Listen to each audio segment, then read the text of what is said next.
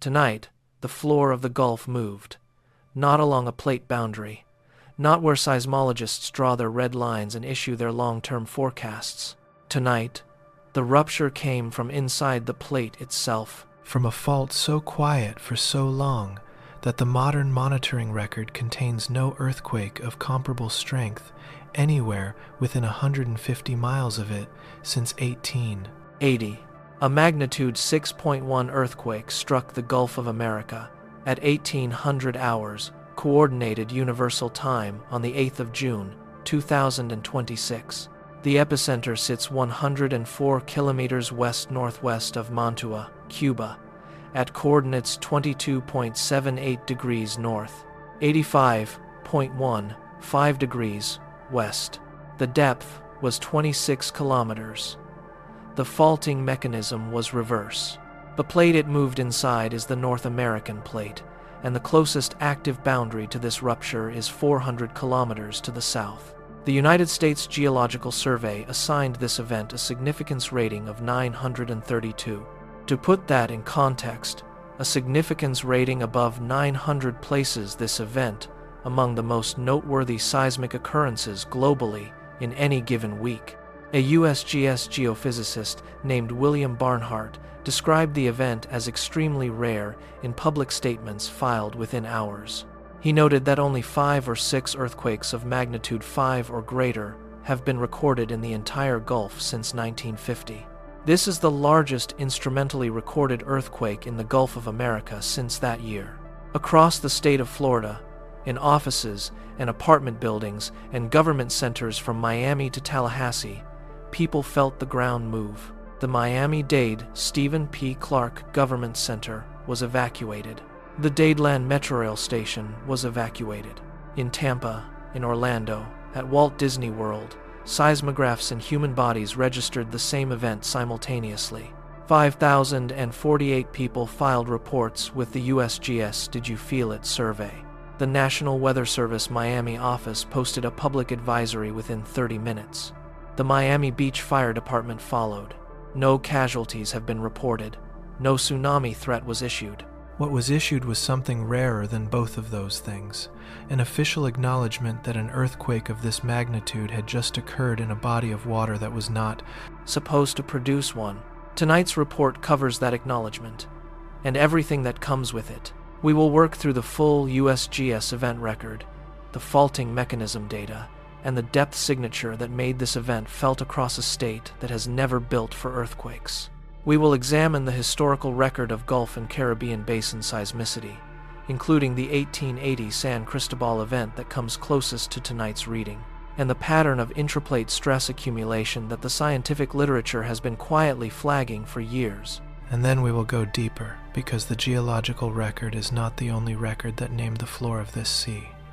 There are traditions rooted in the Caribbean basin itself, in West Africa, in Mesoamerica, and in the classical Mediterranean world that documented the behavior of the earth when it moves without warning from within. When the floor shifts in a place, the modern mind has not been watching.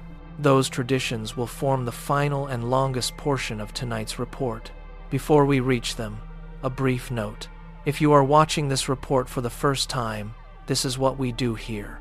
We cover the events that official agencies confirm, in the language of those agencies, with the data they file. And then we cross-reference that data against the older human record, the tablets and oral cycles and annotated chronicles that logged similar events centuries and millennia before our instruments were built to measure them.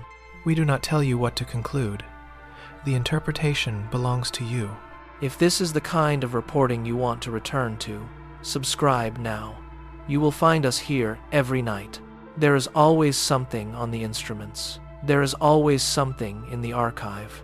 And wherever you are watching from tonight, whether you felt the ground move this afternoon, or whether you are hearing about it for the first time, we would like to know.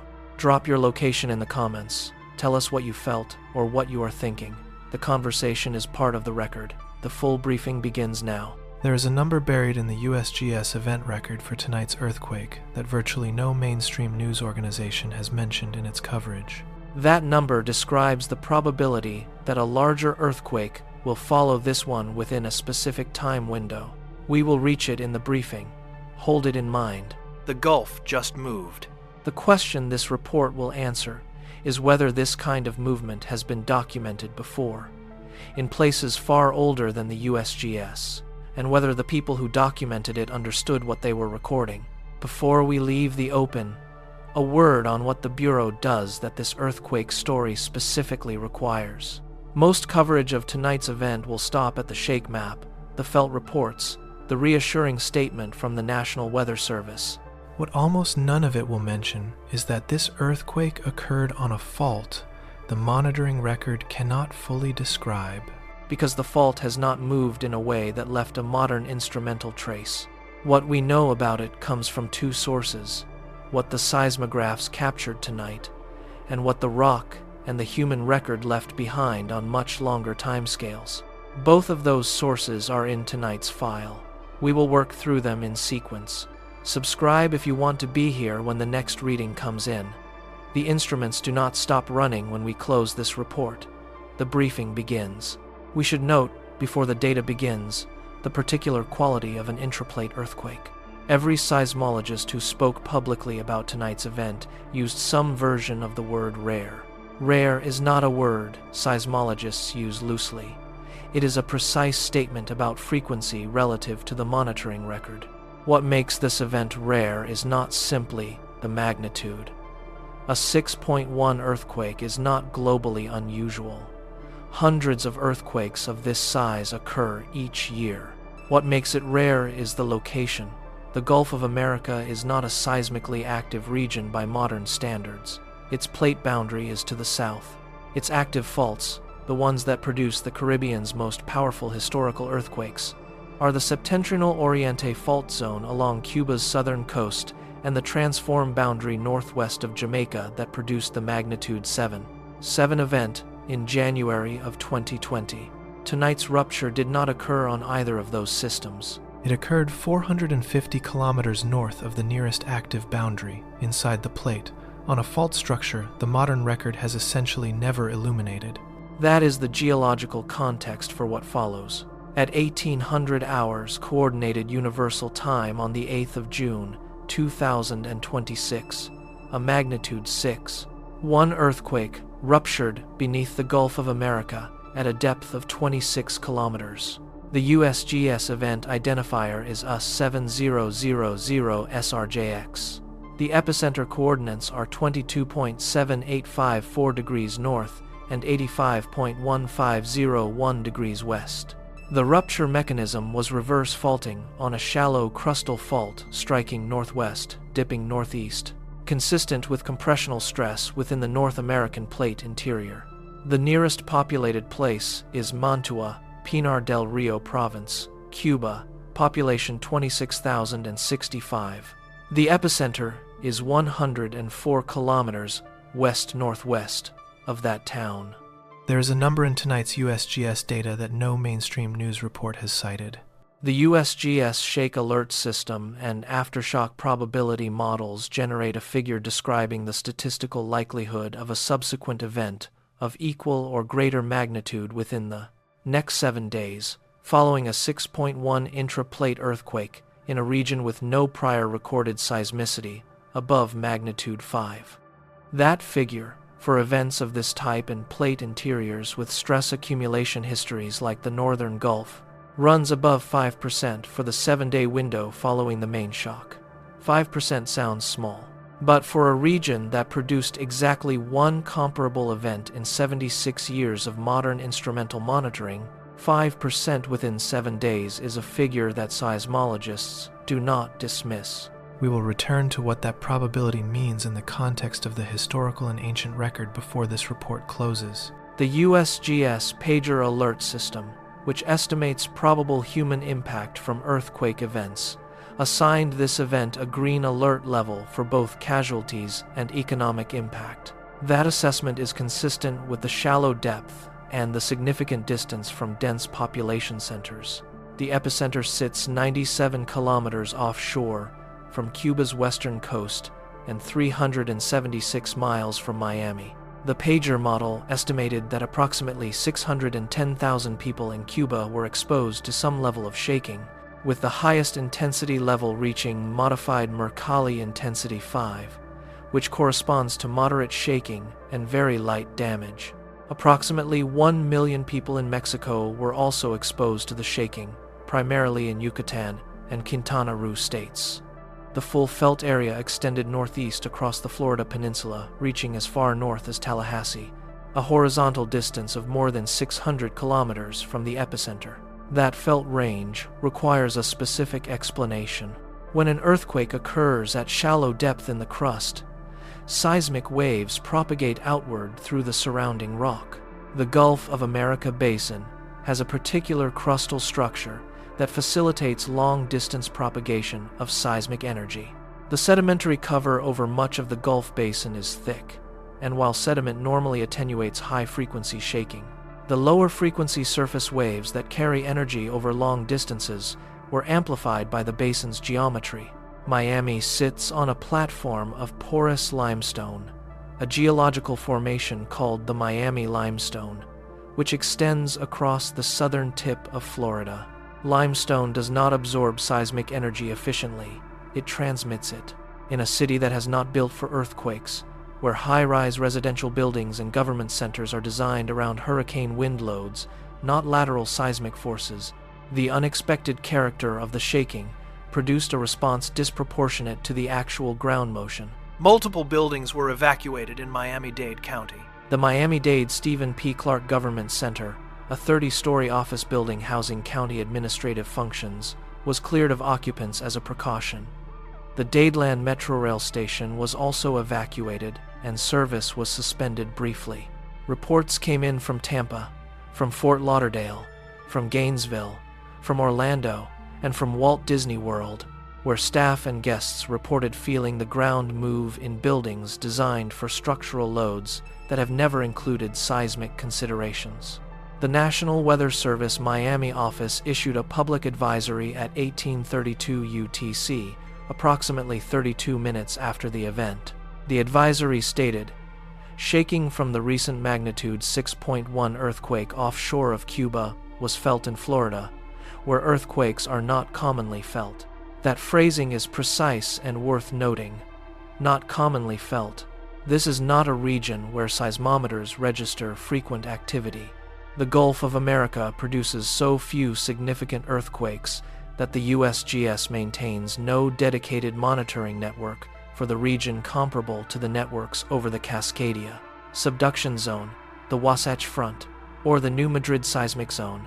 The monitoring that captured tonight's event came from the Global Seismographic Network, a system of 150-plus broadband seismometers distributed globally, supplemented by regional USGS networks. 116 seismic stations detected and contributed data to the location calculation for tonight's event, a number that the USGS describes as producing excellent location accuracy. The faulting mechanism warrants additional explanation. Reverse faulting occurs when compressional stress pushes one block of rock over another along an inclined fault plane. In a plate boundary setting, reverse faulting is associated with convergent margins, places where plates collide. In a plate interior, reverse faulting reflects residual or legacy stress from tectonic episodes that may have concluded tens of millions of years ago. The USGS event page states explicitly that this earthquake occurred on a fault system associated with previous episodes of tectonic evolution that continue to accrue and release stress on long time scales compared to those at active plate boundaries. What that language describes is a fault that has been loading stress since the last time it moved significantly, and which released a portion of that stored energy tonight. The USGS ANSS Comcat database records no earthquake of magnitude 5 or larger within 250 kilometers of tonight's epicenter in the modern instrumental period, which dates to approximately 1950. The last comparable event in this region occurred in 1880, when a magnitude 6.0 earthquake struck near San Cristobal, Cuba, roughly 120 kilometers east of tonight's epicenter. That event was recorded by the limited observational network of the late 19th century. Felt reports from Havana and from the western Cuban countryside documented shaking that cleared buildings and cracked older masonry structures. No precise fault identification was made from that data. The instruments of the time were not capable of the focal mechanism analysis that tonight's event received within hours. So we have a fault with two documented ruptures, one in 1880 and one tonight. The interval between them is 146 years. Whether that interval represents a typical recurrence time for this fault or an anomaly within a longer seismic cycle is not something the current data can answer. A single interval measurement provides no statistical basis for a recurrence estimate. The scientific community's honest answer to the question of what this fault does next is that it does not yet have sufficient data to answer. What the data does permit is the following statement. This fault moved once in the late 19th century, and it moved again tonight, with no detectable intermediate events. The stress field that produced tonight's rupture has been building since at least 1880, and possibly much longer. The USGS publishes an aftershock probability assessment for significant seismic events. For a magnitude 6.1 main shock in a region with the crustal properties of the northern Gulf, the expected aftershock sequence is modest in absolute terms. The most probable immediate aftershock would be in the magnitude 4 to 5 range, likely felt in western Cuba, but probably not in Florida. A smaller probability exists for an aftershock approaching magnitude 5.5. The USGS statement from geophysicist William Barnhart noted that there is always a very, very small chance that this could be followed by a larger earthquake. That language of very small chance is calibrated. It is not dismissive. Intraplate earthquakes, precisely because they occur on poorly characterized faults with long recurrence intervals, carry higher statistical uncertainty in their aftershock forecasting than events on well-studied plate boundary faults. The number we flagged at the beginning of this section, the 7-day probability of a subsequent event of equal or greater magnitude, sits above 5% for intraplate events of this class. Keep that number in your mind. The historical record, which we turn to next, will give it a different frame. 3 separate agencies issued public statements about tonight's event within 2 hours. The USGS was first, with the event parameters and the shake map. The National Weather Service Miami followed with the public advisory. The Miami Beach Fire Department posted an advisory on its official communications channel.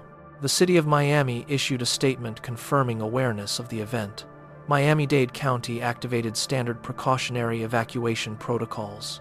No agency has issued any ongoing advisory as of the time of this report was filed. The instruments remain active. The aftershock catalog for Eventus 7000 SRJX is accumulating in real time. The USGS Did You Feel It survey had received 5,048 responses as of the time of our last data check. That number is continuing to rise. The seismicity map of the Caribbean and Gulf region, available in real time through the USGS earthquake.usgs.gov platform, shows the surrounding context. To the south and southeast, along the North America-Caribbean plate boundary, the seismic catalog is dense with smaller events, the continuous grinding of 2 plates in relative motion. To the north, across the continental United States, the record thins. The Gulf Basin itself is nearly blank. Tonight's event appears on that map as an isolated orange circle, roughly 100 miles offshore, in an expanse of sea that the catalog has essentially never marked. That visual representation carries its own kind of weight. The blank space was the point. The blank space is what tonight's event disrupted. We turn now to the historical record. Before we leave the briefing, 2 additional technical points about tonight's event that will carry specific weight in the historical parallels that follow. First, the depth. 26 kilometers is categorized as shallow crustal seismicity. Shallow crustal earthquakes, defined as those occurring in the upper 30 kilometers of the crust, produce ground motion that is more intense at the surface than deeper events of equivalent magnitude. The seismic energy from a shallow event propagates with less attenuation over short distances, which is why the felt intensity in western Cuba, where MMI5 was recorded, was higher than the felt intensity in Miami, where reports described light to moderate shaking in buildings, not structural damage.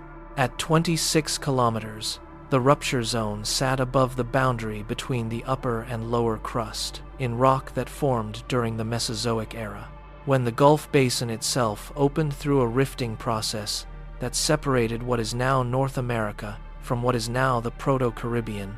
The fault that moved tonight is a remnant of that ancient rifting architecture, a seam in the continental margin that has persisted for over 100 million years. Second, the intraplate classification itself. The USGS language is precise. This event occurred within the interior of a tectonic plate, far from the strains common at active plate boundaries. The North America plate is one of 7 major tectonic plates that divide the Earth's crust. Its interior, like all plate interiors, is generally stable, but generally is not absolutely. Intraplate seismicity exists across every major plate. The New Madrid seismic zone in the central United States, which produced a sequence of earthquakes in 1811 and 1812 estimated between magnitude 7 and magnitude 8, is an intraplate seismic zone. The Eastern Tennessee seismic zone is another. The Charleston, South Carolina, earthquake of 1886, magnitude 7, occurred in a plate interior. The point is that plate interiors can and do produce large earthquakes. They do so on long return periods and on fault systems that the modern record has not fully illuminated. Tonight's event fits precisely in that category. A magnitude 6.1 on a fault that the monitoring era has never before recorded. A reminder that the blank spaces on the seismicity map are not necessarily safe spaces. They are simply spaces where the record has not yet been made. That record begins tonight. The historical parallels for what it means begin much earlier. There is one additional piece of data in tonight's file that deserves a specific note before we move to the historical record. The European Mediterranean Seismological Center, known as the EMSC, initially reported this event at magnitude 6.3 before revising downward to 6.1. That discrepancy is within normal bounds for early reporting variation. What it reflects is the different instrument networks and signal processing methods used by different agencies. The USGS figure of 6.1 is now the consensus number across the major monitoring bodies.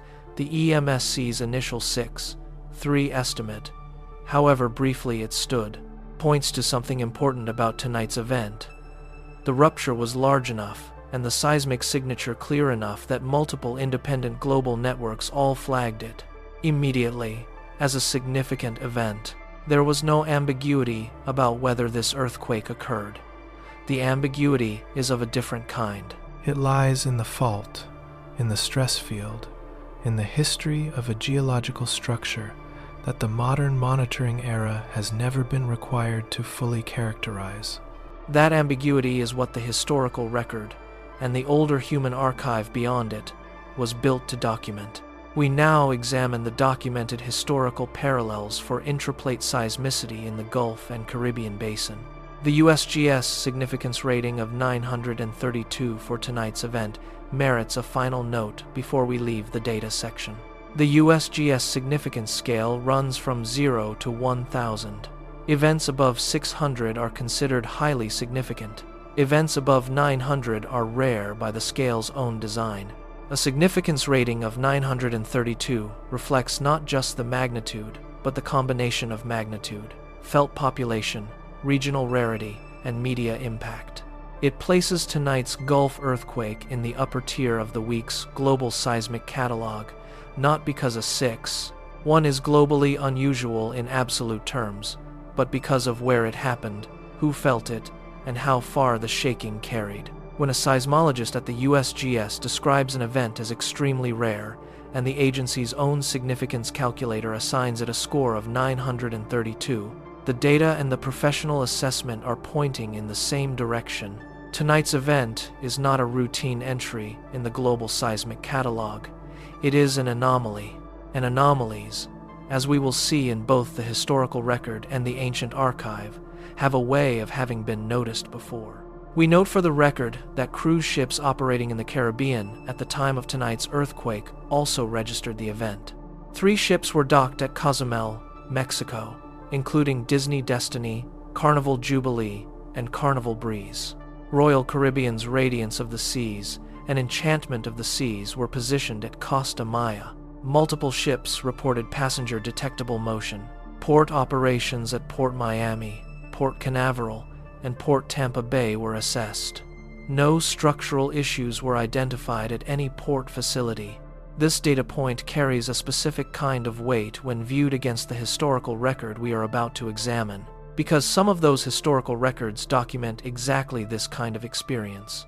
Ships at sea feeling motion from an earthquake in a body of water where nobody was watching a floor. The briefing is now complete. The historical record begins. Before we cross that threshold, one more set of data points that will appear again in the ancient records section of this report. The 1880 earthquake near San Cristobal, Cuba, with an estimated magnitude of 6, is the only prior modern-era event that approaches tonight's reading in this region. That earthquake predates seismographic instrumentation.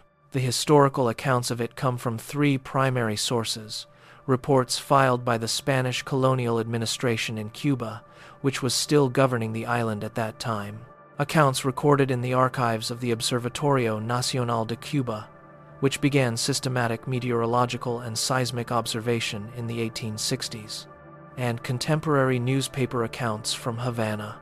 The accounts agree on the following. Buildings cracked in the town of San Cristobal. The shaking was felt in Havana, 120 kilometers to the east. The duration was estimated at between 10 and 20 seconds. No deaths were recorded. The USGS states that no earthquake of comparable strength had occurred within 322 kilometers of tonight's epicenter since that 1880 event. 322 kilometers. Tonight's rupture and that 19th century rupture are the only 2 significant entries in the modern seismic catalog for this entire region.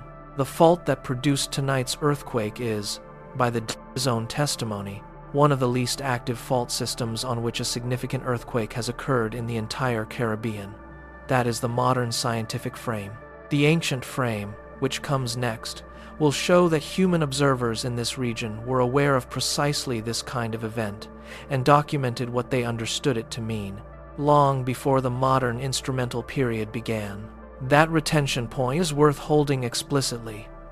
When we reach the section of tonight's report on the ancient record, we will encounter at least 3 independent human traditions that describe the sea floor as a place of living geological force, a place that moves on its own schedule, in its own time, independently of the visible land. Those traditions did not use the language of intraplate seismicity, or reverse faulting or compressional stress. They used the language available to them. The match between what they described and what the USGS data shows tonight is the subject of the final and longest section of this report. The historical record begins now. The USGS event page for tonight's earthquake notes one additional geological detail that we want to carry into the historical discussion. The rupture area estimated from fault scaling laws, using Wells and Coppersmith's 1994 empirical relationships between magnitude and fault dimensions, gives an approximate subsurface rupture length of 9.7 kilometers for a 6.1 event. That is the length of the rock surface that actually slipped tonight. 9.7 kilometers of seafloor. Somewhere beneath 100 kilometers of open Gulf water, moved along a fault plane at a depth of 26 kilometers. The energy released was equivalent to approximately 21 kilotons of TNT. The Gulf absorbed that energy, attenuated most of it within a few hundred kilometers, and delivered the remainder, in the form of long-period surface waves, to a limestone platform under Miami where nobody expected to feel an earthquake this afternoon. The scale of the geological event and the scale of the human response tell complementary stories. Millions of people felt something unexpected. No one was hurt. The ground moved in a place that was not supposed to move, and the modern monitoring record, for all its sophistication, cannot yet tell us whether tonight's event represents a single isolated stress release or the first detectable expression of something building over much longer timescales. The historical parallels we are about to examine will add a temporal dimension to that question that the instrumental record, by definition, cannot provide. The modern instrumental record for the Gulf of America is, as we established in the briefing, almost empty. This is not because the region has been ignored by science. It is because the region has, for the 76 years of systematic global seismograph coverage, been nearly silent. The question that the historical record can address is whether that silence is geologically typical, or whether it represents a particular phase in a longer seismic cycle that encompasses events the modern era has simply not yet witnessed. We begin with the event that is most immediately comparable to tonight's earthquake, the 1880 San Cristobal event. The Observatorio Nacional de Cuba, formally established in Havana in 1858 and known at the time as the Royal College of Belen Observatory under the direction of Jesuit astronomers, was keeping systematic observations in 1880. Father Benito Vines, who directed the observatory from 1870 to 1893 and developed the first systematic method for forecasting tropical cyclone tracks, recorded meteorological and seismic observations that have survived in the observatory's archive. His notes on the San Cristobal earthquake of 1880 describe ground motion of perceptible character felt in Havana, lasting an estimated 15 seconds, occurring during the morning hours. The event was characterized as an earth tremor of unusual origin, meaning that it came from the west, from the sea, rather than from the eastern fault zone along Cuba's Oriente coast. That was the region's known seismic corridor. This distinction is significant. The geologists of 1880 already understood that Cuba's most active seismic zones were to the east. The Santiago de Cuba region had produced the damaging earthquake of 1766, which killed between 34 and 40 people, was felt in Havana, 800 kilometers away, and generated accounts from Spanish colonial administrators describing buildings collapsing in the Orient and fires breaking out in the aftermath. The pattern was established. Cuba's eastern fault zone moved. Cuba's western Gulf margin did not. The San Cristobal event of 1880 was an exception to that pattern, just as tonight's event is an exception to what the modern instrumental period had established as normal.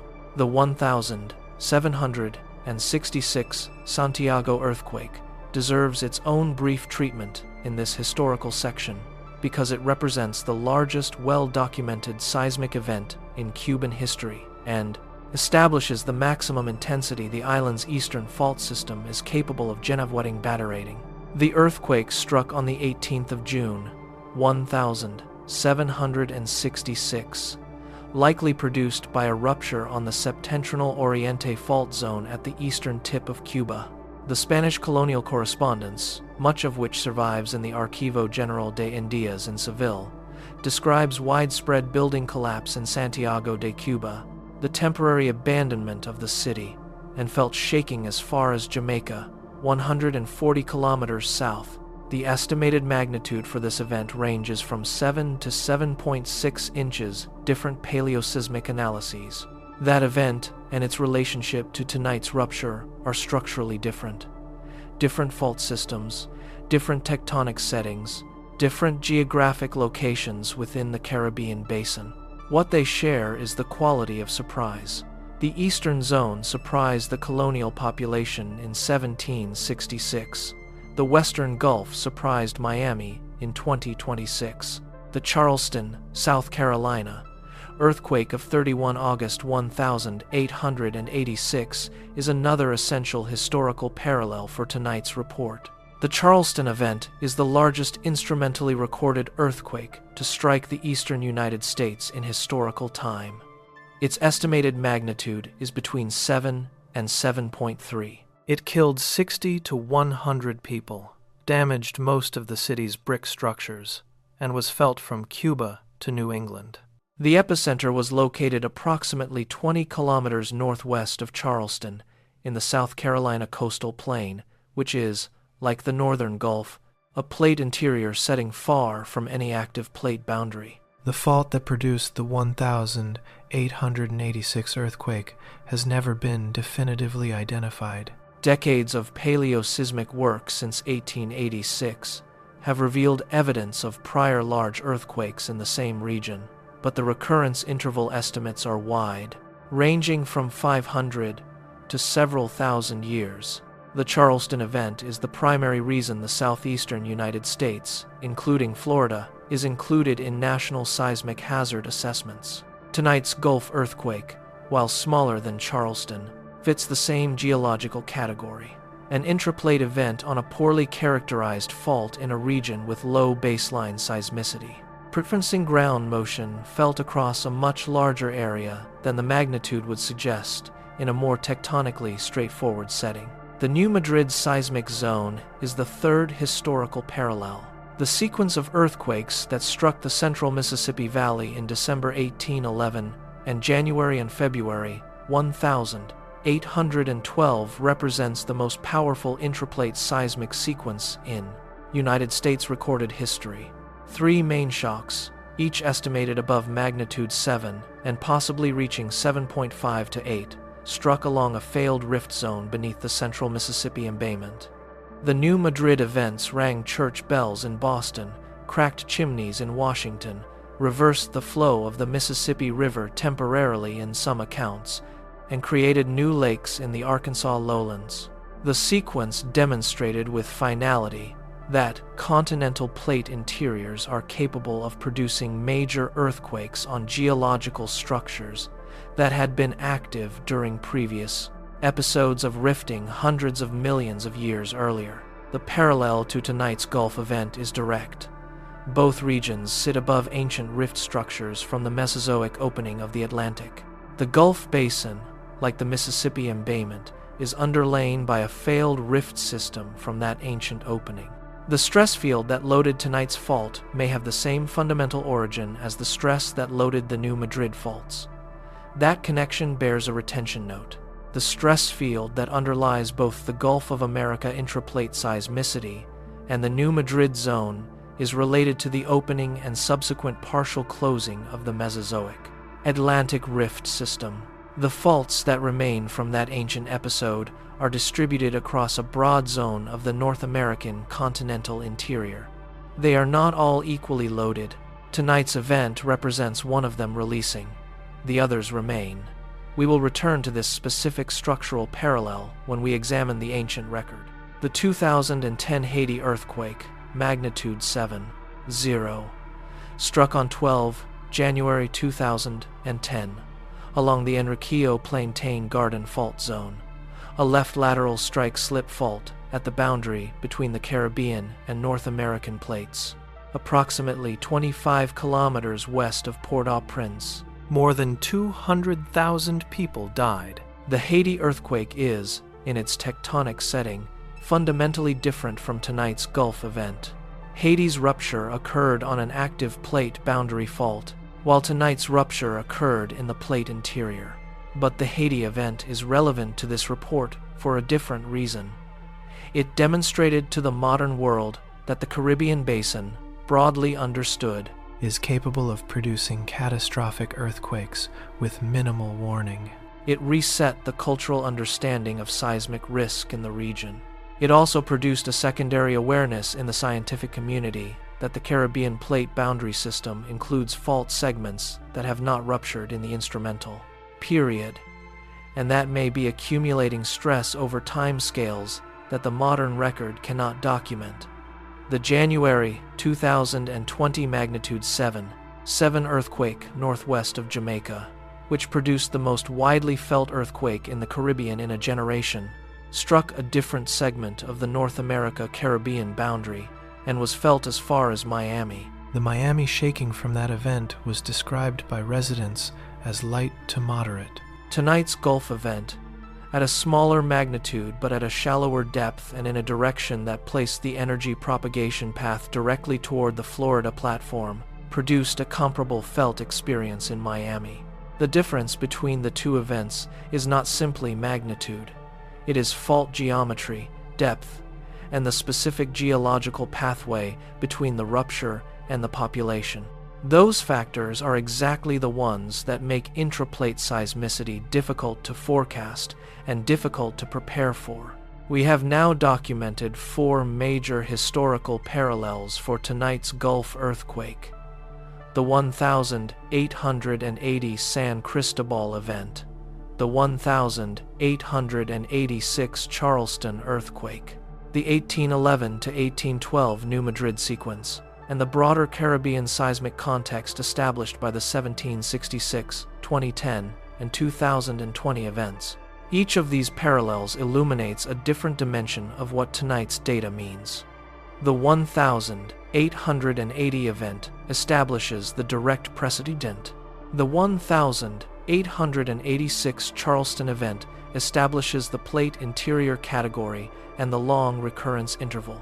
The New Madrid sequence establishes the maximum possible scale of what ancient rift zone faults in the North American interior can produce. The Caribbean events establish the regional context and the cultural frame. Together, they tell a consistent story. The North American plate interior is not seismically inert. It carries ancient wounds. Those wounds open on timescales that dwarf the human record, and when they open, they do so without the telegraphing that characterizes plate boundary earthquakes. Without the systematic foreshock sequences that trained communities to watch for. Without the decadal patterns of swarm activity that seismologists use to flag elevated risk on active faults. The blank spaces move. Tonight is the proof. The pattern in the modern record is clear, but we do not stop at the modern record. There is an older layer, oral traditions and inscribed accounts and documented knowledge systems, that logged events matching this signature long before our instruments existed to confirm them. That layer is what comes next. The historiography of Caribbean seismicity has expanded considerably in the decades since the 2010 Haiti earthquake.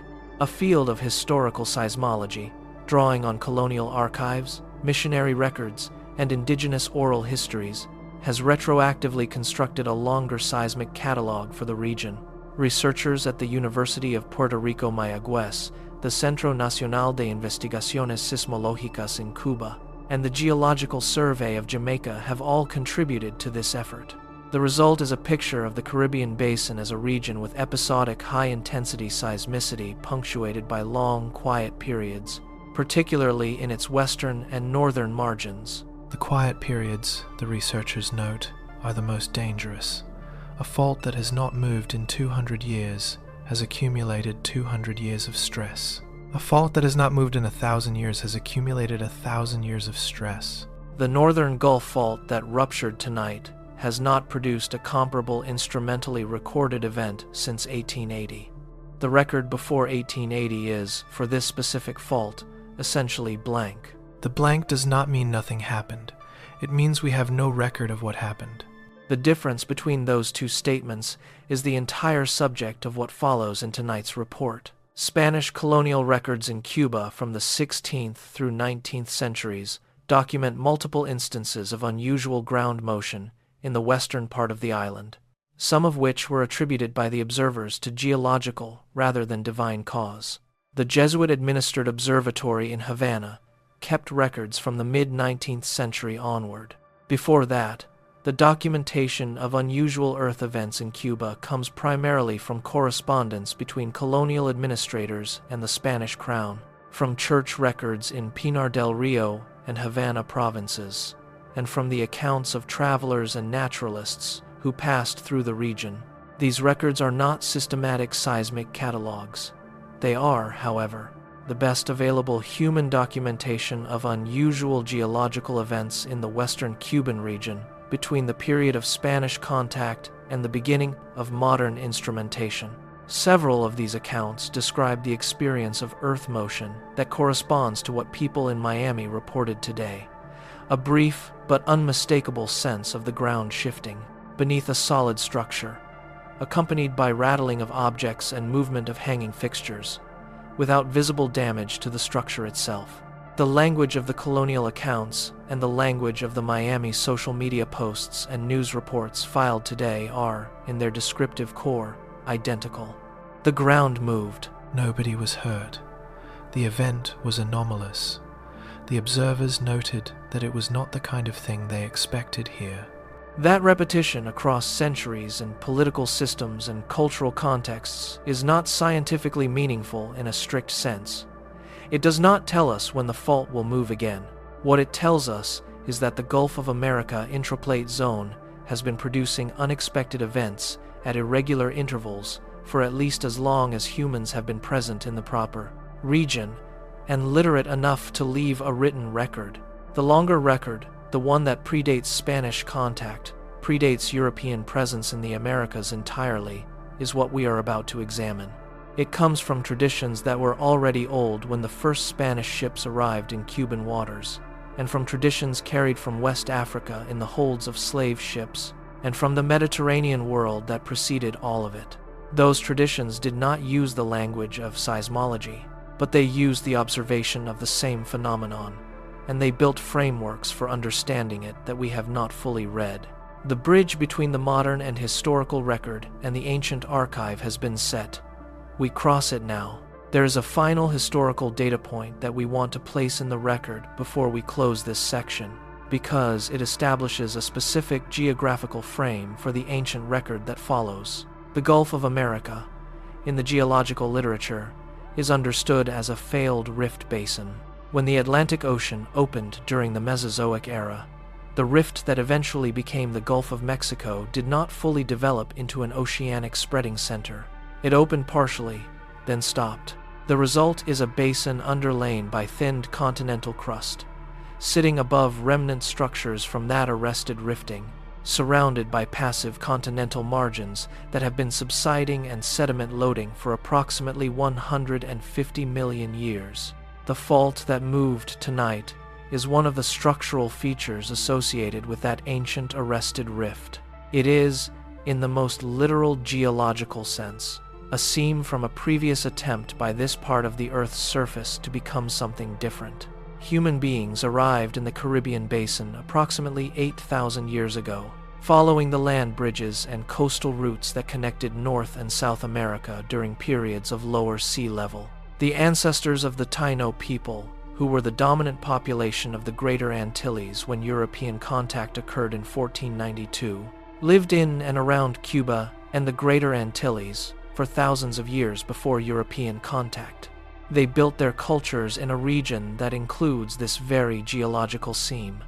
They were present during the periods when this part of the seafloor moved. Whether they documented those movements, and how, is the subject of the first tradition we examine in the ancient records section. That section begins now. We note one additional parallel before we cross into the ancient record, because it concerns a specific geophysical concept that the ancient traditions will address by other means.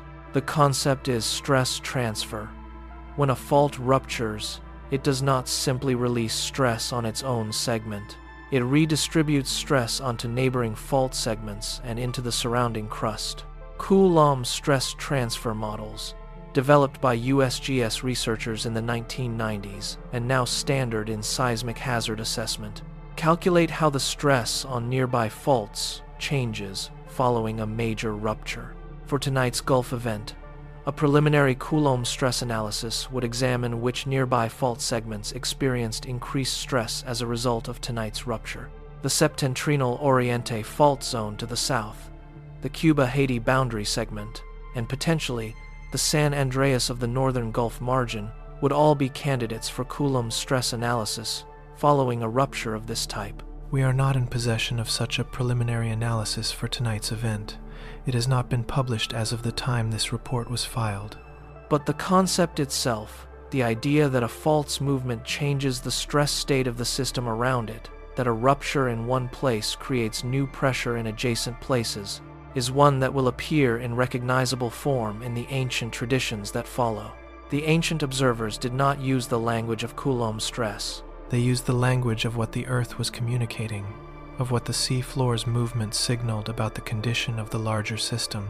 In their framework, as in ours, the rupture was not isolated. It was connected. It was part of something larger. The question of what that larger thing is, and how different traditions across different centuries and continents described it, is the subject of everything that follows. One final historical note that bridges directly to the first ancient tradition in our record. The island of Cuba, the geological platform on which most of tonight's felt reports originated from the Cuban side of the event, sits atop what geologists call the Cuban Fold and Thrust Belt, a complex of compressed rock that formed during the late Cretaceous and Eocene periods as the Proto-Caribbean plate collided with the North American margin. Beneath the limestone and sediment of modern Cuba lies some of the most structurally complex geology in the Caribbean basin, a record in rock of multiple ancient collisions, subductions, and deformations. The Taino people who inhabited this island before European contact did not know the stratigraphic language of that geological complexity, but they lived on top of it. They felt it move. They built mythological frameworks around the forces they understood to be responsible for that movement, and those frameworks are what we examine first. The first tradition in tonight's ancient record comes from the people who were already living in the Caribbean basin when European ships arrived in 1492, the Taino. The Arawakan-speaking people who inhabited Cuba, Hispaniola, Puerto Rico, Jamaica, and the Bahamas. Their civilization, at the time of contact, had been present in the Greater Antilles for at least 2,000 years and in the broader Caribbean basin for considerably longer. Their oral traditions, cosmological frameworks, and religious knowledge systems were documented by early Spanish observers, primarily by Fray Ramon Pein, a Catalan missionary who accompanied Columbus on his second voyage in 1493 and is credited with producing the first ethnographic document of the New World. His work, known as the Relación acerca de las Antigüedades de los Indios, is the primary written record of Taino mythology and was written in the 1490s. It survives in a translation made by Peter Martyr d'Anguillera in his Decades de Orbe Novo, published in 1516, and in a version published in Italian in 1571. The original Spanish manuscript is lost. The Taino cosmological framework placed the origin and sustaining forces of the physical world within the agency of beings called Zemus, a term that referred simultaneously to the spiritual forces themselves and to the physical objects, carvings, and ceremonial items that represented those forces. The Zemis were not distant gods in the Greco-Roman or Abrahamic sense. They were understood as actively present in the physical world, capable of causing the cessation of physical events. Among the most important categories of Zemi-related activity was what the Spanish observers described as the movement of the earth. Ramon Pein records accounts of a Zemi associated with the interior of the earth, whose movement caused the ground to shake. The cosmological location of this Zemi is described as beneath the land, in a place that is neither sea nor land, but a zone of transition between the two. This description, read alongside tonight's USGS event data, is notable. The fault that ruptured tonight sits beneath the Gulf of America, specifically in the zone of transition between the deep ocean basin to the west and the shallow Cuban platform to the east. It is, in the language the USGS uses, a shallow crustal fault at the edge of the continental shelf. The Taino description of seismic agency as located in a zone that is neither sea nor land, but transitional between them, corresponds structurally to the geological setting of tonight's rupture. We are not claiming causal connection. We are noting that the Taino framework, built from direct observation of the geological environment their civilization occupied, identified the edge zone as the place where Earth movement originates. Ramon Pein also records specific Taino accounts of what they understood to happen when the ground moved under the sea. The descriptions preserved in his text describe a force that rises from the seafloor, that moves through the water without disturbing the surface, and that is felt in the land as a sudden trembling. This phenomenological description is physically accurate for low-magnitude earthquakes felt at a distance from their seafloor epicenter. The seismic waves from tonight's event traveled 376 miles from the seafloor epicenter to Miami without any visible surface disturbance of the water, and were felt in buildings as a sudden brief trembling. The Taino observers did not have instruments. They had generations of observation in a geologically active region. Their description of the phenomenon is, in its essential features, correct. The Spanish colonial encounter with Taino cosmology was destructive. The conquistadores and missionaries who followed Columbus systematically suppressed and replaced Taino religious practice, destroyed Zemi objects, and condemned the cosmological framework as diabolic. Ramon Payne's record was made at a moment of transition, when the Taino civilization was still intact enough to transmit knowledge but already under the pressures that would, within 50 years, reduce the Taino population of Cuba and Hispaniola from hundreds of thousands to near extinction. What Payne preserved was fragmentary. What he could not preserve was the full interpretive context of what the Taino knew. What we have is a fragment of a much larger knowledge system that documented the geological behavior of the Caribbean basin over 2,000 or more years of direct habitation. The scholars who have worked most extensively on Taino cosmology and its preservation include José Juan Aram, whose 1,989 work, Mythologia y Artes Prehispanicas de las Antillas, published by Siglo XX, remains the standard reference for Taino mythology, and Jose Oliver, whose 2009 monograph, Caciques and Semi-Idols, published by the University of Alabama Press, provides the most current archaeological and textual analysis of Taino Zemi practices. The relevant passages from Ramon Payne concerning earth movement and the transitional sea-land zone are discussed in both Aram and Oliver. The scholarly consensus is that the Zemi framework represented a sophisticated ecological and geological observation system embedded in a religious format, not a primitive supernatural explanation, but a functional knowledge organization applied to the Caribbean environment. That knowledge organization, when placed alongside tonight's USGS data, shows a civilizational intelligence that identified the same zone as significant. The Taino did not know the mechanism. They knew the location. They knew the behavior. They encoded it in a religious framework that ensured the knowledge would be transmitted. Tonight's event occurred in the zone they identified. That is the first entry in tonight's ancient record. The second tradition comes from West Africa, specifically from the Yoruba people of what is now southwestern Nigeria and Benin, and from the diaspora traditions that the Yoruba transmitted across the Atlantic in the context of the transatlantic slave trade, traditions that took root most deeply in Cuba, where they developed into the Lukumi or Santeria tradition, the Brazilian Candomblé, and the Trinidadian Shango faith. The Yoruba were among the largest single ethnic groups transported to Cuba during the slave trade period, which ran from the 16th century through the 19th.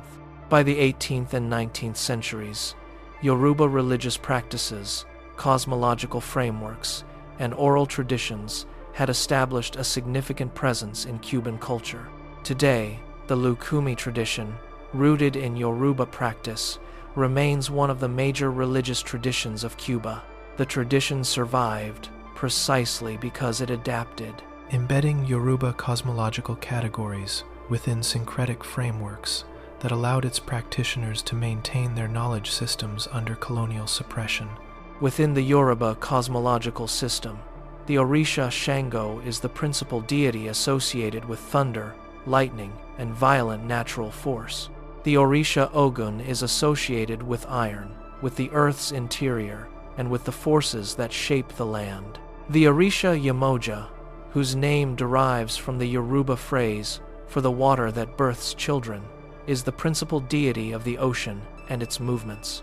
In Yoruba and Lukumi tradition, the behavior of the sea, including the movement of the seafloor, falls within Yemoja's domain. Specifically, sudden, unexpected motion of the sea. Motion that does not come from the surface weather, but from below, is understood in Lukumi practice as a manifestation of Yemoja's agency in the world. The distinction matters for tonight's event. Tonight's earthquake occurred beneath the sea surface. There was no surface manifestation. There was no visible ocean disturbance. Sailors and ships in the area felt the motion. The Miami buildings felt the motion. But the Gulf of America surface was undisturbed. In the Lukumi cosmological frame, this is precisely the kind of event associated with subsurface ocean floor agency rather than storm or weather-related ocean force. the seafloor moved while the surface remained calm. That is the condition Yemoja is described as producing in the oral traditions preserved by Lukumi practitioners in Cuba. The preservation of Lukumi cosmological knowledge in Cuba is documented by several scholarly works. Lydia Cabrera's monumental 1954 work El Monte, published in Havana and since republished multiple times, is the primary ethnographic record of Afro-Cuban religious practice in the Lukumi tradition. Cabrera spent decades interviewing Lukumi practitioners and documenting their oral traditions, ritual knowledge, and cosmological frameworks. Her work preserves specific accounts of Yemoja-related ocean floor movement and its interpretation within Lukumi practice.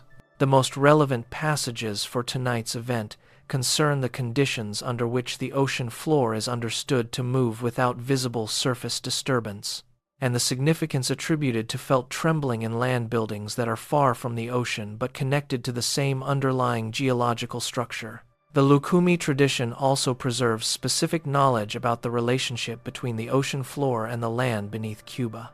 In Lukumi cosmological geography, the island of Cuba sits above a zone where the underground roots of the ocean and the underground roots of the land meet. This zone is not passive. It is where the forces of Yemoja and the forces of Ogun, the ocean and the earth metal, interact.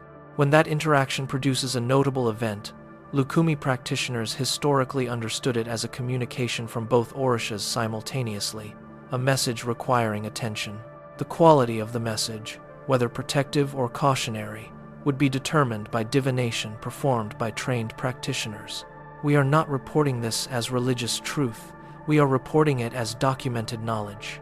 The Lukumi tradition, preserved in Cuba by practitioners whose ancestors were brought forcibly from West Africa, contains specific cosmological knowledge about the geological behavior of the seafloor beneath Cuba and its relationship to the land above it.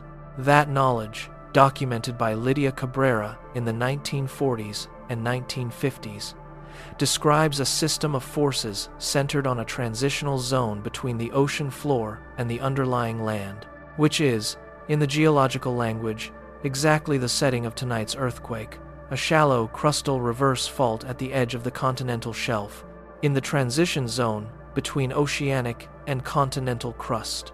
The coincidence of description is notable. The mechanisms are entirely different.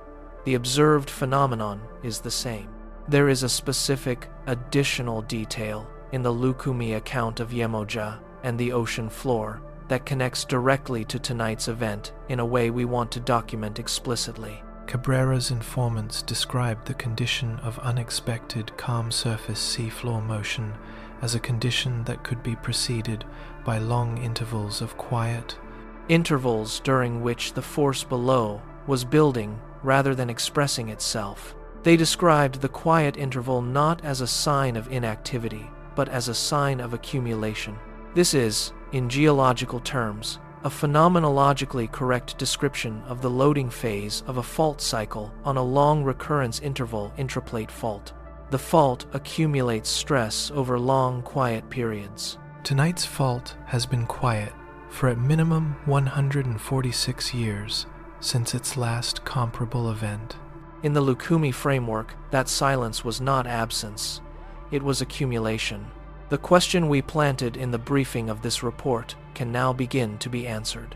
The probability figure from the USGS, the greater than 5% likelihood of a subsequent event within 7 days, exists within a context established by 3 independent knowledge systems: the modern seismological framework of intraplate stress accumulation, the Taino cosmological geography of the transitional sea-land zone, and the Lukumi understanding of the quiet build-up phase preceding seafloor motion.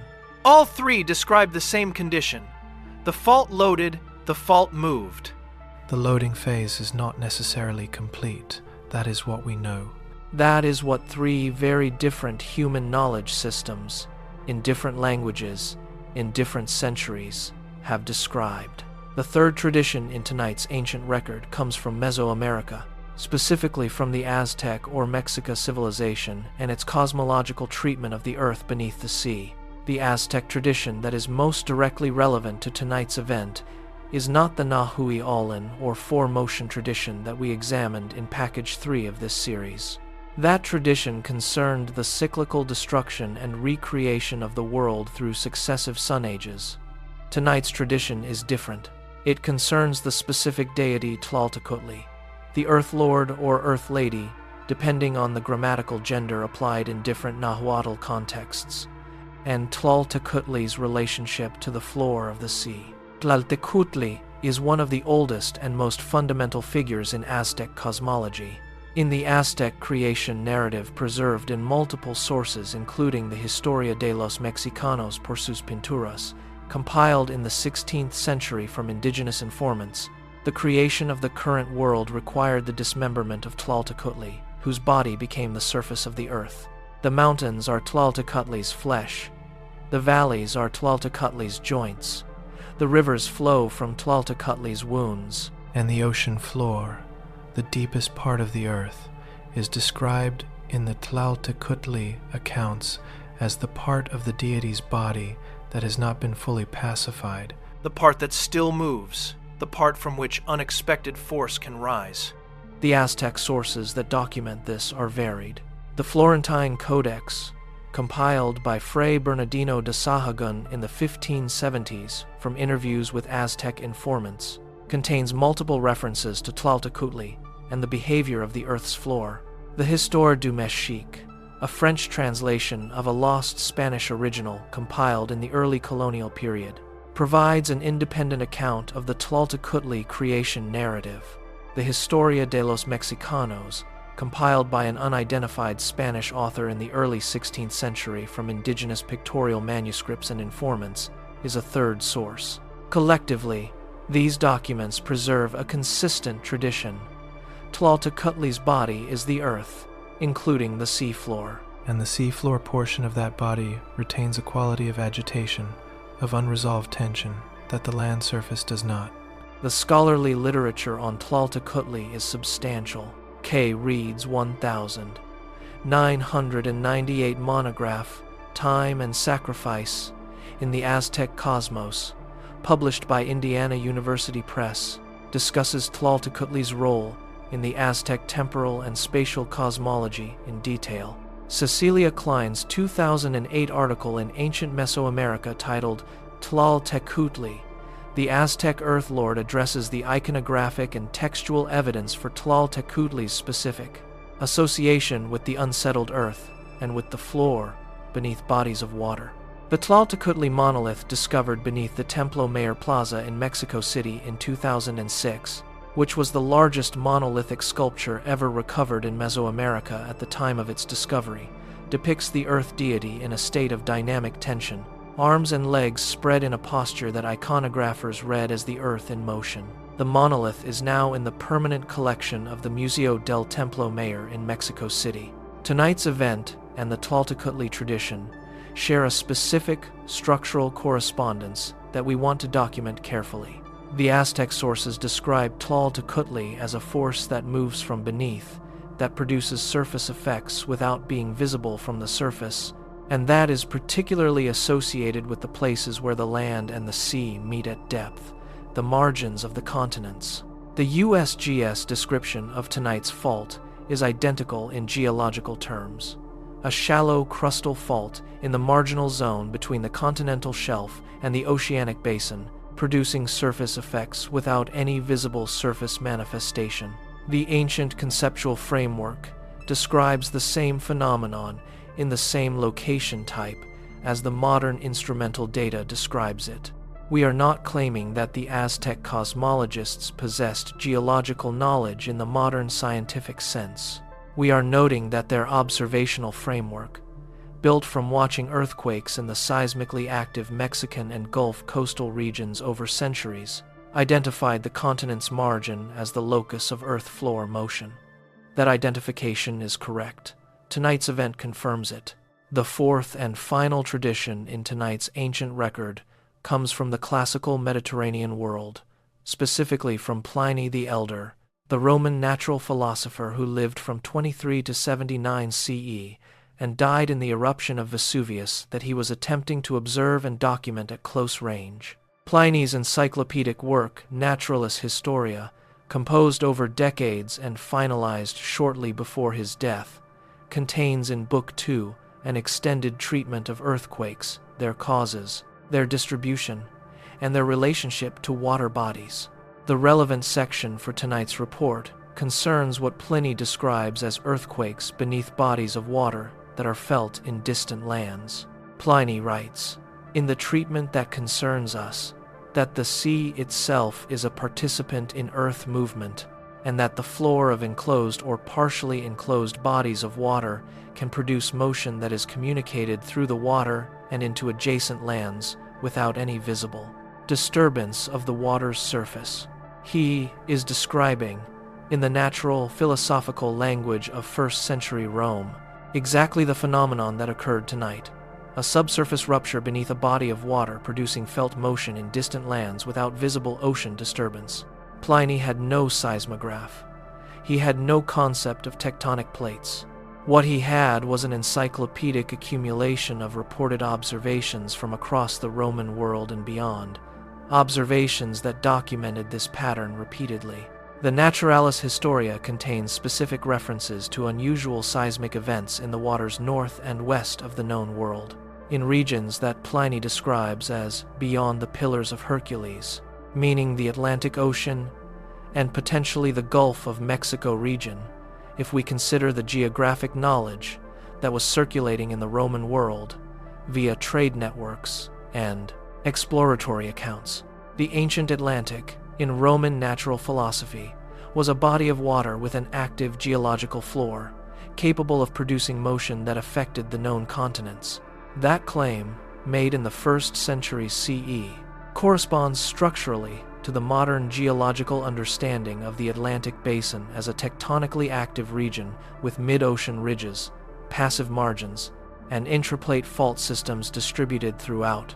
The specific passages from Pliny that are relevant to tonight's event appear in Book 2, chapters 81 through 83 of the Naturalis Historia.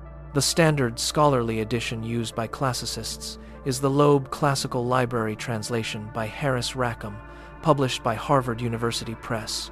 The sections describe 3 types of submarine earthquakes as Pliny understood them: those that produce surface disturbance, those that produce wave action at the surface, and those that are felt only in adjacent lands without any surface manifestation.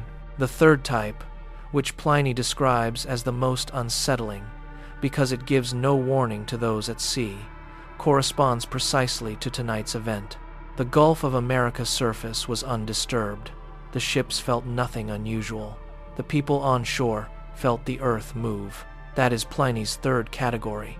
The scholarly literature on Pliny's natural philosophy as it relates to seismicity includes Klaus Gunter Hinsen's work on ancient seismology, published in various volumes of the Annals of Geophysics, and Amos Noor's 2008 book, Apocalypse, Earthquakes, Archaeology, and the Wrath of God, published by Princeton University Press, which places Roman and pre-Roman seismological observation in the context of the actual seismic events of the ancient Mediterranean. The interactive hook question we posed in tonight's briefing was this: there is a probability figure in the USGS data for tonight's event that no mainstream report cited. We have now provided the frame for that number. The greater than 5% probability of a subsequent significant event within 7 days following tonight's 6.1 intraplate rupture exists within a context where 4 independent human knowledge systems, spanning 2,000 years of observation across 4 continents, all identified the zone where tonight's earthquake occurred as a zone of latent geological activity, a zone in transition between sea and land, a zone where the unsettled floor beneath the water can produce motion in distant buildings without any visible signal at the surface. 5% in 7 days, in a region that produced one comparable event in 146 years. The ancient frameworks would not express it as a percentage. They would express it as, the floor has moved. It may move again. The transition zone is active. Watch the sea. The data is in the record. The interpretation belongs to you. The comparison between the 4 traditions documented tonight reveals a structural pattern that is worth noting explicitly, because it speaks to the question we planted in the briefing section in a way that goes beyond the specific probability number. The Taino tradition, the Lucumí Yoruba tradition, the Aztec tradition, and the Roman Pliny tradition each address the same phenomenon from a different observational vantage. Taino. The Taino lived in the Caribbean basin and observed the transitional zone directly. The Lucumí Yoruba tradition arrived in Cuba from West Africa, carrying a cosmological framework built around the ocean as an agentive force, and then was applied to the specific geological environment of Cuba's seafloor margin. The Aztec tradition was built in the Mexican highlands and coastal zones, and encoded the behavior of the Earth's unstabilized floor in its creation mythology. Pliny synthesized reports from across the known world and identified the third category of earthquake, the invisible submarine event felt only in distant lands, as a documented and repeatable natural phenomenon. All 4 frameworks arrive at the same observational conclusion. The floor beneath certain bodies of water can produce motion that is felt in distant structures without any visible surface signature. This is not a claim about the metaphysical meaning of tonight's event. It is a claim about the quality of human observation across cultures and centuries. The phenomenon that tonight's USGS data describes was noted, categorized, and incorporated into knowledge systems by human observers who had no access to the instrumental tools we used to measure it tonight. Their frameworks were different from ours. Their observations were the same. That convergence is what distinguishes tonight's event as a subject for this kind of report. Not every earthquake has a cross-cultural ancient record that directly addresses its specific character. Tonight's earthquake, an invisible submarine intraplate event felt in distant buildings without surface disturbance, is documented in at least 4 independent traditions, spanning 2 continents and 2,000 years. The fact that all 4 traditions identified the same zone, the Caribbean Gulf margin, as a place of latent geological activity is worth registering. Not as prophecy, as observation. The retention point we want to carry forward into the closing section is this. Each of the 4 traditions tonight understood the long, quiet period not as proof of geological stability, but as a condition of accumulation. The Taino understood the transitional zone as always potentially active. The Lucumí tradition specifically described the quiet period before seafloor movement or act as a building phase. The Aztec framework placed Tlaltecutli's seafloor domain in a state of permanent, unresolved tension. Pliny's natural philosophy described this type of earthquake as unpredictable in timing, but predictable in location.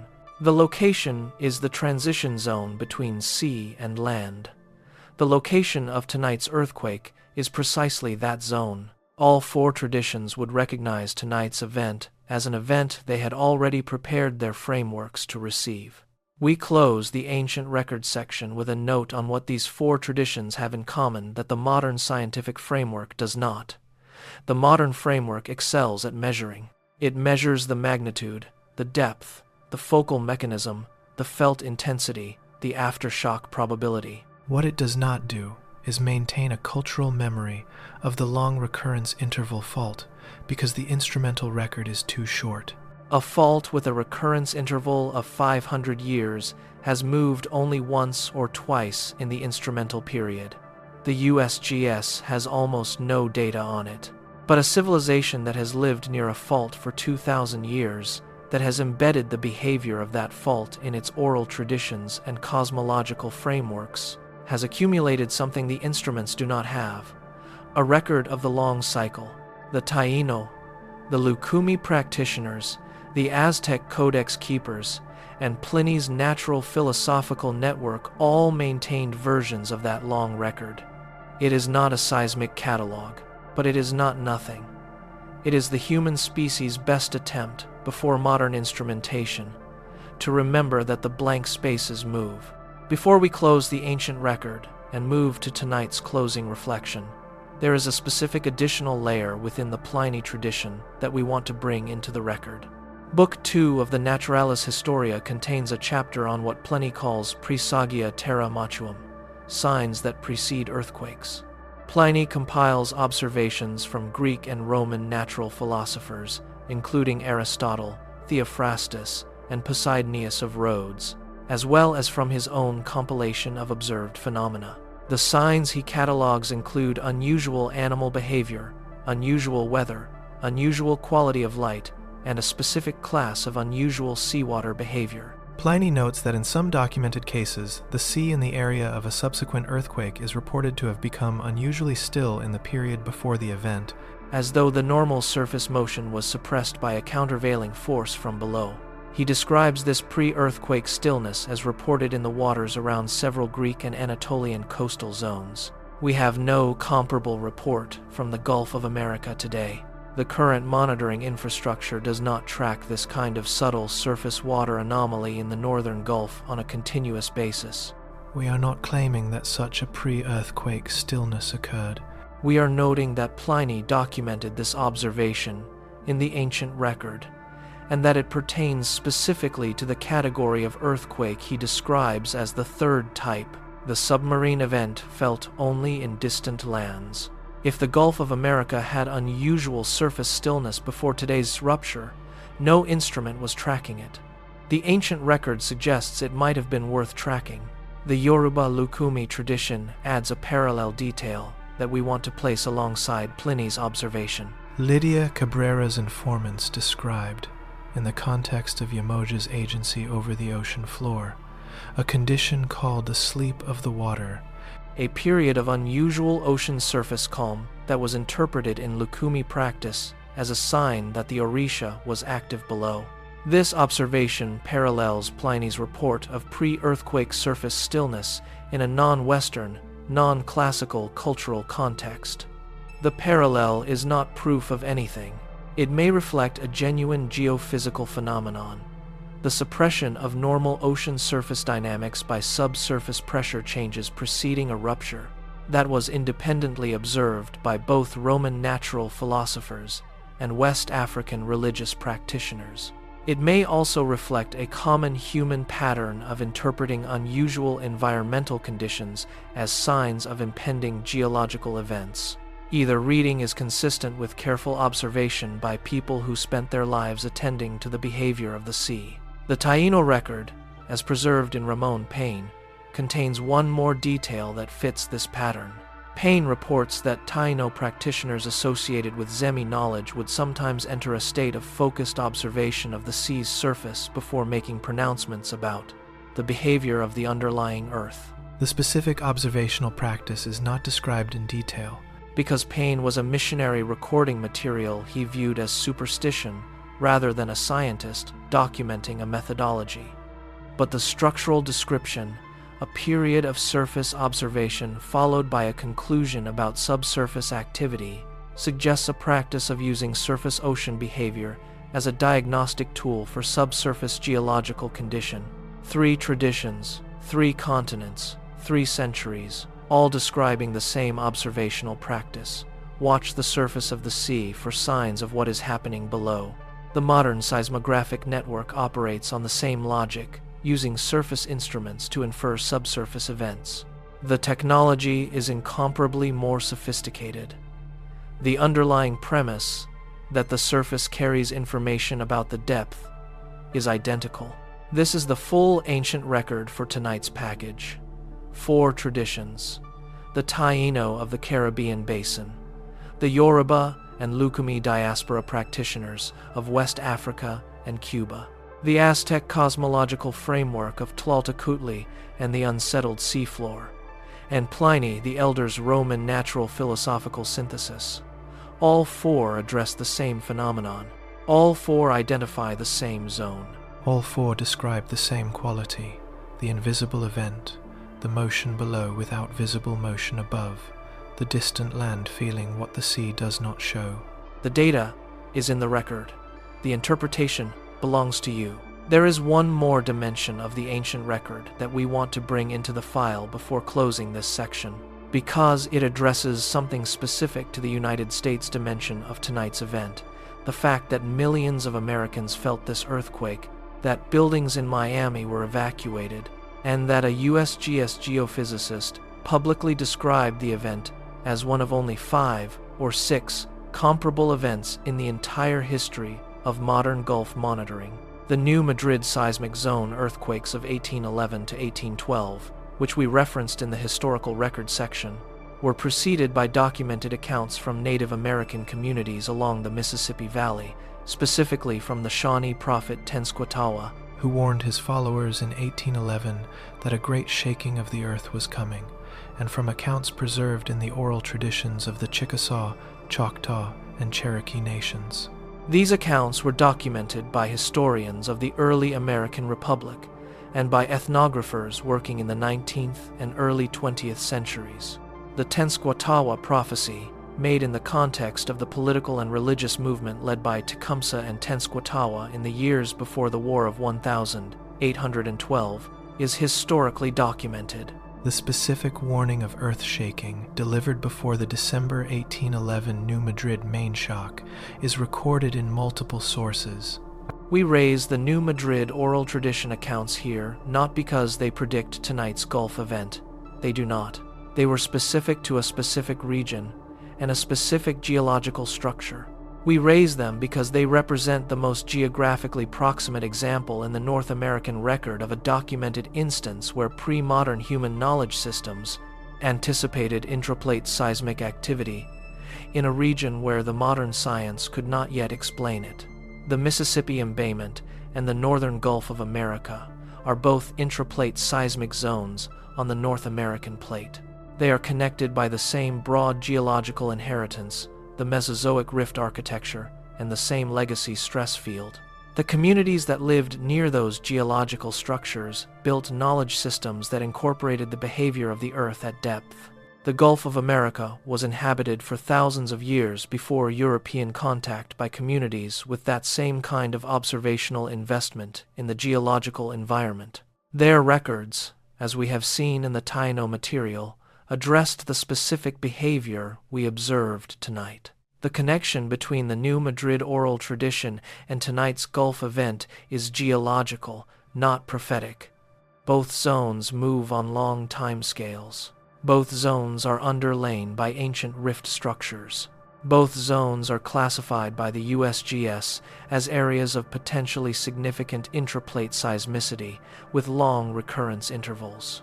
The oral traditions associated with the Mississippi embayment zone have been extensively studied. The oral traditions associated with the Northern Gulf Zone, specifically the Taino material, have received less attention from the geological community. Tonight's event may prompt a different level of interest in what the pre-colonial Caribbean knowledge base recorded about the behavior of the seafloor beneath Cuba and the Paine Northern Gulf. We hold that thought for the closing note.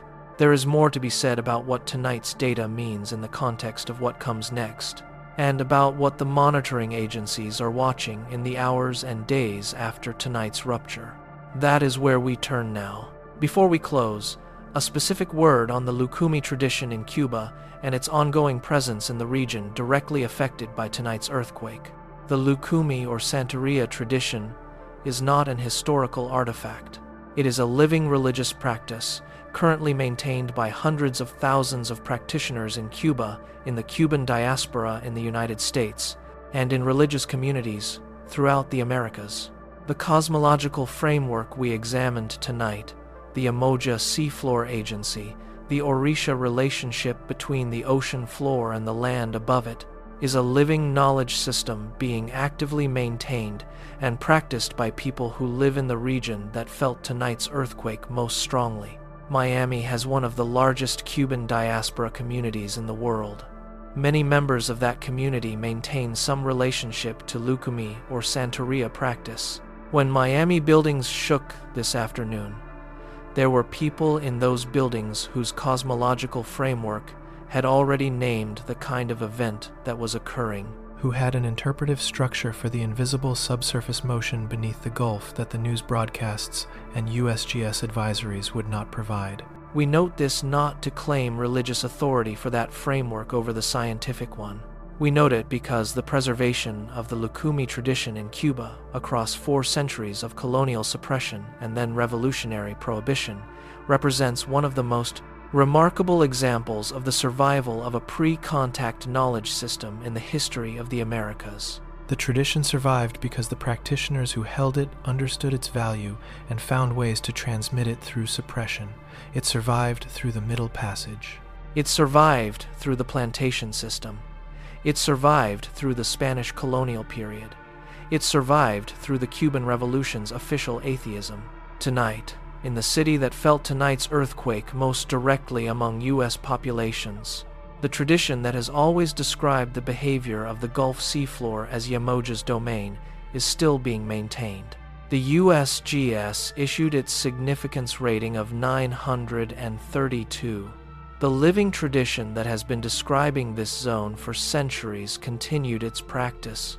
Both are part of tonight's record. The ancient record is now complete. We close with one final observation.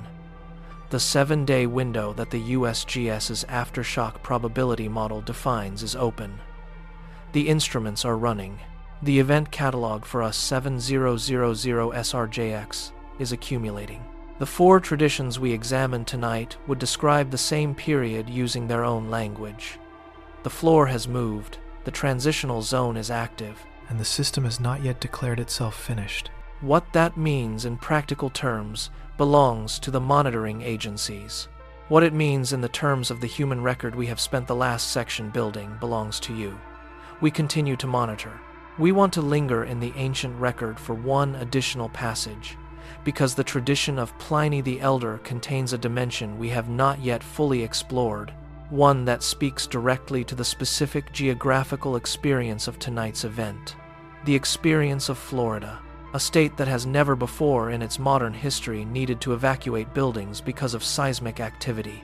Pliny, in Book 2 of the Naturalis Historia, discusses specific instances where earthquakes were felt in lands distant from their origin point, in regions where the population had no prior experience of seismic motion and no cultural framework for interpreting it. He cites examples from the Roman historical record of communities in what is now northern Europe and the British Isles reporting felt tremors during significant Mediterranean seismic events. His explanation for this in the natural philosophical framework of his time was that the Earth's interior is continuous, that what moves in one place can communicate motion to another through the substrate, and that populations far from active seismic zones were not protected from the effects of distant earthquakes, merely separated from them by distance and geological conditions. In some conditions, he notes, the distance is not sufficient protection. Florida tonight experienced Pliny's observation in direct practice. The state sits more than 300 miles from tonight's epicenter. Its geological substrate, the limestone platform of the Florida Peninsula, transmitted the seismic energy efficiently enough to produce evacuations in government buildings. The population, which has no cultural or institutional framework for this kind of event, experienced it as unprecedented, as incomprehensible, as something for which there was no script. The Miami Beach Fire Department's statement, "There is no cause for alarm," was accurate. But it did not address the deeper experience of the event, the specific quality of an earthquake in a place that was not supposed to have earthquakes, the rupture of a category that people thought was complete. Pliny observed this quality in his sources. He noted that the populations most disturbed by distant earthquakes were not necessarily the ones closest to the epicenter, but the ones for whom the event had no prior category. A Roman city that had experienced many earthquakes processed tonight's equivalent as familiar, if alarming. A community in Northern Europe that had never felt earth movement was more deeply disoriented. Not because the shaking was stronger, but because it lacked a framework for understanding it. Florida today is that Northern Europe community. The Miami social media posts from this afternoon read exactly like Pliny's reported accounts from the Roman periphery. The disbelief, the checking with others to confirm the experience was real, the struggle to find language for something the environment was not supposed to produce. The ancient record's final contribution to tonight's report is this. The surprise of today's event, which is real and understandable, is itself a kind of data. It tells us something about the limits of our modern cultural geography of risk. We have built a map of danger that places seismic risk in California, in the Pacific Northwest, along the New Madrid zone, on the Wasatch Front. We have not placed it in the Gulf, because the modern instrumental record did not put it there. Tonight's event, and the 4 traditions we examined, together suggest that the map has always been incomplete. The blank spaces were never actually blank. They were simply spaces where the long cycle had not yet completed a turn in the instrumental era. Tonight, one of them turned. The others remain on whatever timescale the geology determines, which is the only timescale that counts. The ancient record is complete. As this report is filed, the aftershock sequence for USGS event US 7000SRJX is accumulating in the USGS Comcat database. The most recent data shows the event at magnitude 6.1, depth 26 kilometers, with the green pager alert level maintained. No casualties have been reported on either the Cuban or American side of the Gulf. No tsunami was generated. The monitoring agencies have returned to standard observation protocols. But standard observation protocols for a region that just produced its largest earthquake in 76 years are different from the baseline protocols that were in place this morning. Tonight's event elevated the attention directed at the northern Gulf of America by seismologists and emergency managers who know what an intraplate rupture on a long recurrence interval fault means for the surrounding seismic system. The fault released a portion of its stored stress tonight. How much stress remains stored on this fault and on the adjacent fault structures is a question that current data cannot answer. There are specific things to watch in the coming hours and days.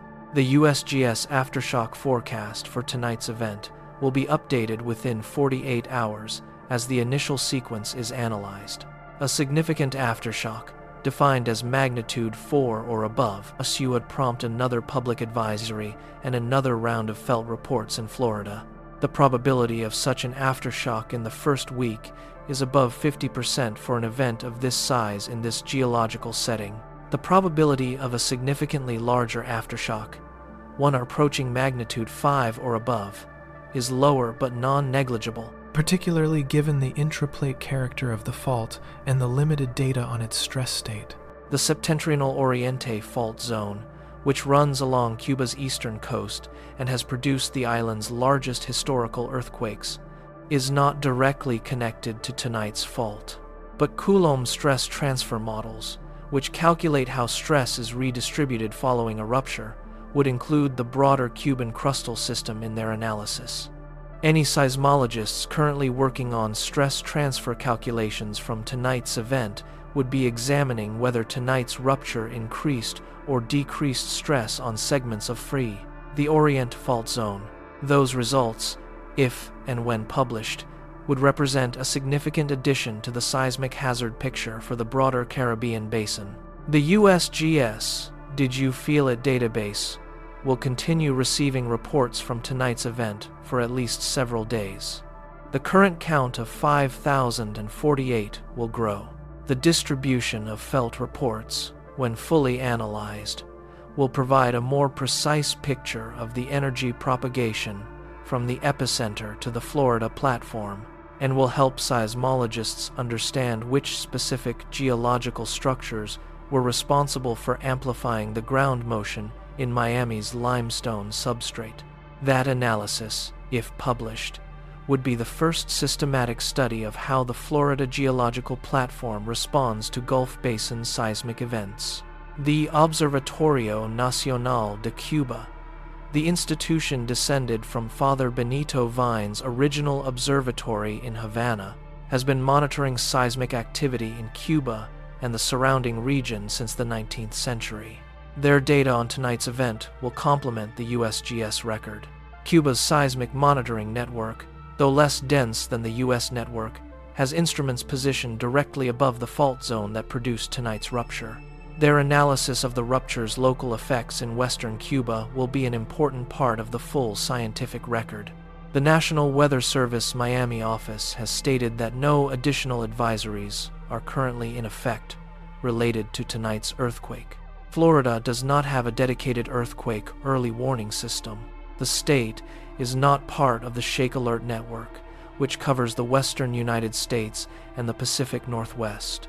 If tonight's event prompts discussion among Florida emergency managers and the Florida Division of Emergency Management about seismic preparedness, that discussion will represent a direct practical consequence of what happened in the Gulf this afternoon. We want to close tonight's report with a specific reflection on what the four ancient traditions we examined share in common with the modern data record, because that common ground is the reason this channel exists. The modern data record is precise, current, and rapidly produced.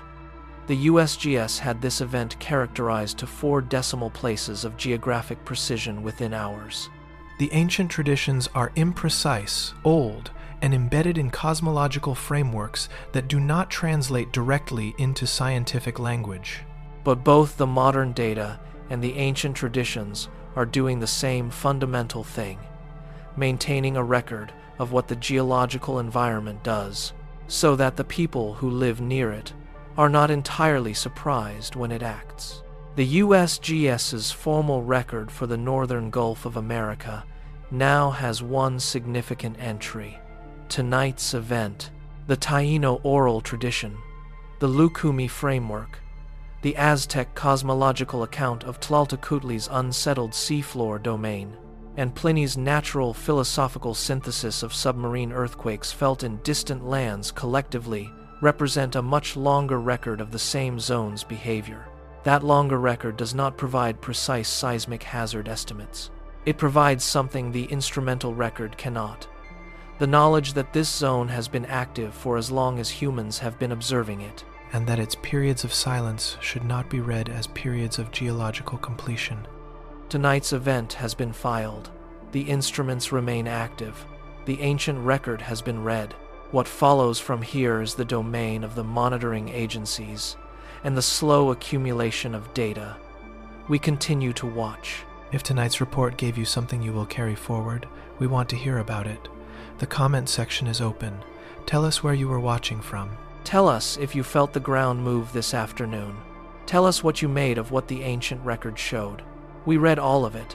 The conversation is part of the file. What we do here every night is this: we take the event that the official agencies have just confirmed, and we read it against the full depth of the human record. We are not the first ones to have watched the Gulf of America and understood that its floor is not stable on geological timescales. We are the first ones to have both the seismographic data and the access to what the previous watchers left behind. That combination is what we bring to the report. If you are here for that combination, subscribe. The instruments do not stop running when we close this report. Neither do we. Tomorrow night there will be something else on the board. We will file it with the same care we filed this one. We continue to monitor. We will report again at last light. The 7-day window is open. The USGS aftershock probability model is running. The 4 traditions we examined tonight would each describe this period in their own terms. The Taino, as a time when the transitional zone remains activated. The Lucumi, as the period following Yamoja's expression, when the system is still resonant. The Aztec, as the moment after Tlaltecutli has moved, when the tension in the seafloor domain is partially, but not fully resolved. And Pliny's framework as the aftermath period in which additional tremors in the same zone are historically documented and expected. All four say the same thing in different languages. Tonight's event is not necessarily the final word from this fault. The modern statistical probability estimates say the same thing with different numbers. We will be watching. We will report what the data produces. The instruments are running on the northern Gulf tonight in a way they were not running this morning, because tonight's event has made this zone newly visible to the monitoring apparatus. That visibility matters. It will produce better data on the aftermath sequence. It may, over time, produce better data on the fault's long-term behavior. Science advances by accumulating the events it did not know to predict. Tonight's event is now in the catalog. The catalog is better for it. There's one more number worth leaving in tonight's record before we close. The USGS significance rating for tonight's event is 932 out of 1,000. The highest significance rating possible is 1,000, assigned only to the rarest and most impactful seismic events globally. Tonight's Gulf earthquake reached 932, not because it was destructive, not because it was the largest earthquake of the year, but because of where it happened, because of who felt it, and because of the gap it represents in a catalog that was nearly blank for that region. The significance rating is, in its own way, a record of surprise.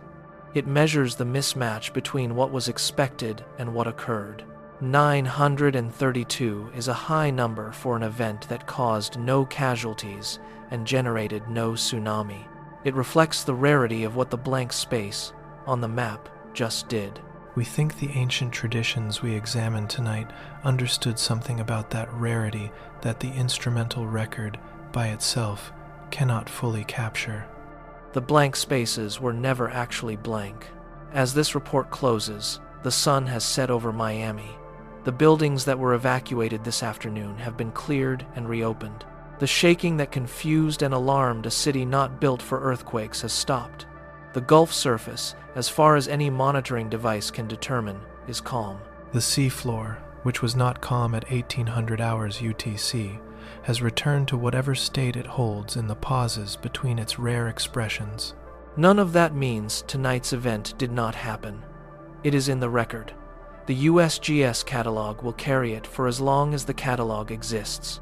The 5,048 felt reports are filed. The significance score of 932 is logged. In the leukemy tradition practiced in Miami by descendants of the people who were brought from West Africa to Cuba and from Cuba to the United States, there is a practice of acknowledging a significant event in Yamoja's domain by marking shore. The specific form this takes varies by practitioner and by lineage, but the underlying impulse is the same. When the ocean floor has moved, the tradition requires acknowledgement. Not alarm. Not panic. Acknowledgement. The event occurred. It is noted. The Orisha's agency is recognized. Life continues with that knowledge added to the record. That impulse, in its secular form, is what this channel does every night. The event occurs. We note it. We read it against the full record. Life continues with that reading added to the file. Tonight's file is complete. The Gulf moved. The monitoring agencies confirmed it. The ancient record had already named the zone. The interpretation remains yours. We want to add one final entry to tonight's record because it addresses a question that will be on many minds in the coming days, particularly among the people in South Florida and Western Cuba who felt the ground move without warning this afternoon. The question is, was there any sign? The modern answer is no. No foreshock activity was detected in the northern Gulf prior to tonight's main shock. The USGS maintains no dedicated continuous monitoring network for this region. There was no elevated seismicity in the preceding days or weeks that any available instrument recorded. The first signal was the rupture itself. The ancient answer is more complex. The Taino observation framework suggests that the transitional zone is always potentially active and does not necessarily provide advance warning. The leukemy description of the quiet build-up phase suggests that the period of apparent silence was itself the sign, if one knew how to read it. Pliny's documentation of the third type of submarine earthquake specifically notes that this category provides no warning at the surface. All four traditions address the same absence of forewarning in different ways, and all four arrive at the same practical conclusion: prepare for the zone, not for the specific event. The zone is known, the timing is not. That is the honest summary of tonight's data, ancient and modern. The zone was known to be capable. The event was not predicted. The zone remains capable. The timing of whatever comes next is unknown. The instruments are running. The ancient record is preserved. Both continue to be worth reading. We continue to monitor. We will report again at last light. One last note for tonight's record, and it concerns the specific experience of the people who were in Miami's high-rise buildings when the ground moved. The structural engineers who designed those buildings did not design for lateral seismic loads. The buildings performed correctly under the loading they were designed for. No structural damage has been reported. But the people inside them experienced something their buildings were not designed to communicate: the specific, unmistakable quality of ground motion from an earthquake. It is a different kind of movement than wind. It comes from below, not from the side. It moves the whole building rather than bending it from the top. It is brief and then over. And it leaves behind a specific kind of attention, a heightened awareness of the building one is standing in, of the ground beneath it. Of the sea to the west, where the floor moved and the surface showed nothing. That quality of attention is what tonight's ancient traditions were also producing in their practitioners. Not fear, not panic. A specific, calibrated awareness of the geological zone they inhabited, maintained through practice across generations, so that when the floor moved, the framework for understanding it was already in place. We do not expect that every person who felt today's earthquake will go and read Ramon Payne's account of Taino Earth semi-cosmology, or Lydia Cabrera's documentation of leukemy practice, or Pliny's natural philosophical treatment of submarine earthquakes.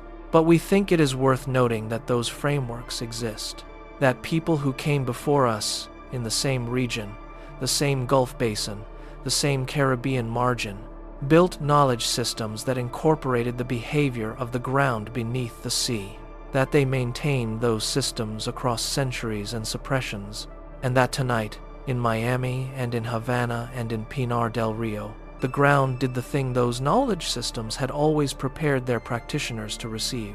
The full record is filed. We continue to monitor.